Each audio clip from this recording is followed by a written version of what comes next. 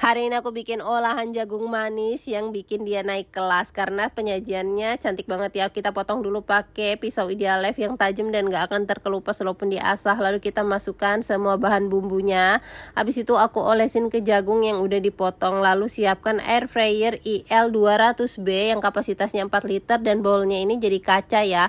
Jadi bisa dilihat pada saat pemanggangan, estetik banget. Terus aku setting suhunya 200 derajat selama 15 menit.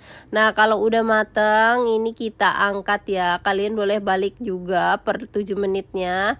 Ini enak banget rasanya ya bun. Ini udah siap dinikmatin. Nah terus kalau udah dingin boleh juga di packaging seperti ini ya, di wadah yang cantik. Bisa banget buat ide jualan ataupun buat hidangan kalau ada tamu dadakan datang.